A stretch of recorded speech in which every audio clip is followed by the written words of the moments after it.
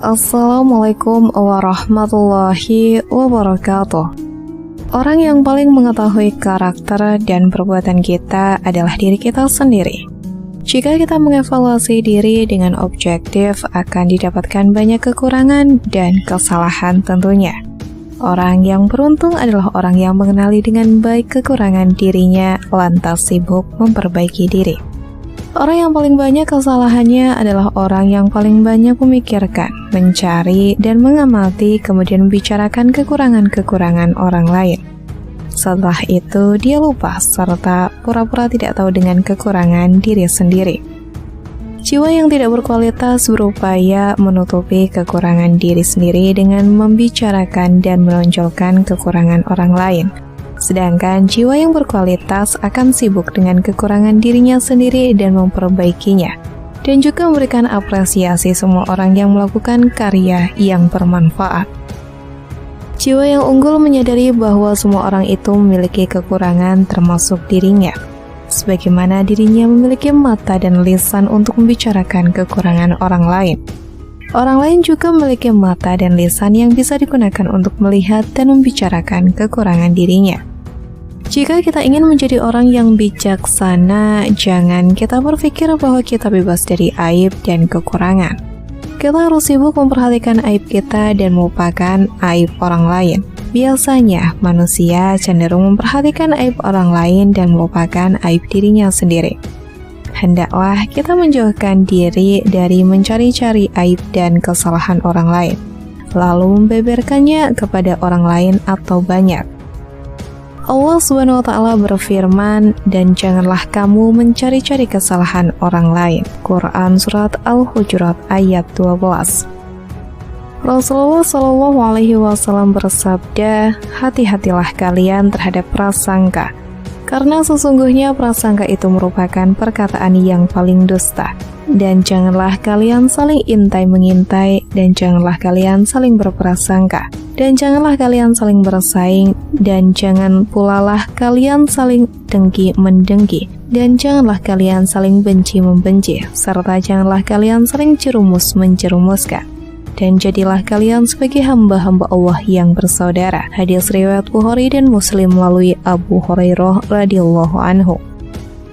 Dalam hadis lain disebutkan, barang siapa mengintip aib saudaranya, niscaya Allah akan mengintip aibnya, dan barang siapa Allah mengintip aibnya, maka akan dibukakannya, kendati pun ia berada di dalam rumahnya.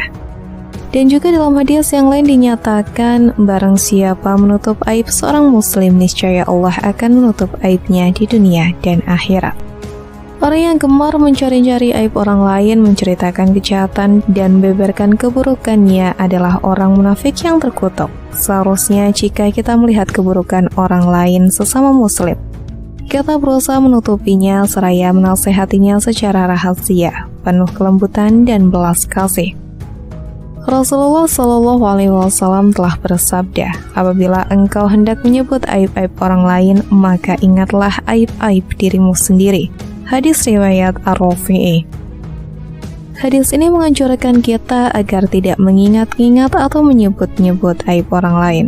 Oleh karena itu, apabila kita hendak menyebut aib orang lain, maka hendaklah kita mengingat terlebih dahulu aib yang ada pada diri kita hingga kita tidak merasa bersih diri dari keaiban. Dan pada akhirnya kita tidak akan mau menyebut-nyebut aib orang lain. Manusia itu memang lebih suka memandang kepada keaiban yang ada pada diri orang lain, sedangkan ia tidak menyadari keaiban yang ada pada dirinya sendiri.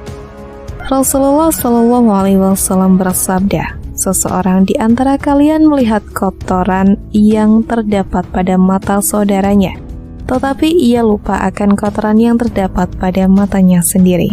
Hadis riwayat Abu Nuaim melalui Abu Hurairah radhiyallahu anhu. Makna hadis ini sama dengan pepatah kita yang mengatakan gajah di pelupuk mata tidak kelihatan sedangkan tungau di seberang jalan kelihatan. Artinya memang mudah melihat kesalahan orang lain, tetapi melihat kesalahan diri sendiri sangat sulit.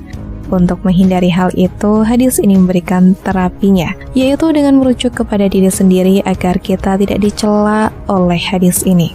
Akan tetapi apabila kita melihat aib pada diri saudara kita, maka hendaklah kita meluruskannya dari aib yang dilakukannya. Dari aib yang dilakukannya itu, karena sesungguhnya hal itu sebagai sedekah bagi diri kita terhadapnya. Hal ini bersumber pada sifat manusia yang mencintai dirinya sendiri atau hub azat. Tidak ada seorang manusia pun yang tidak mencintai dirinya, namun tentunya tingkatannya berbeda-beda antara masing-masing manusia. Ada manusia yang mencintai dirinya secara wajar, namun ada pula yang mencintai dirinya secara berlebihan. Dia berpikir bahwa apa yang dilakukannya adalah baik, walaupun sesungguhnya buruk. Dia berpikir bahwa dirinya sempurna dan orang lain tidak. Atau dia berpikir bahwa dia benar dan orang lain salah. Dengan begitu, dia sibuk memperhatikan aib orang lain dan lupa bahwa dirinya tidak luput dari kekurangan, betapapun dia berpikir bahwa dirinya sempurna. Rasulullah SAW bersabda, beruntunglah orang yang sibuk dengan aibnya sendiri tidak memperdulikan aib-aib orang lain. Lalu ia menafkahkan kelebihan dari harta dan menahan mulutnya. Dan ia rajin mengamalkan sunnah serta tidak mau mengerjakan hal yang bid'ah. Hadis riwayat Ad-Dailami melalui Anas radhiyallahu anhu. Termasuk orang yang beruntung ialah orang yang selalu mengoreksi dirinya sendiri, gemar menginfakkan kelebihan dari hartanya, sedikit bicara dan rajin mengerjakan sunnah dan menjauhi perkara yang bid'ah.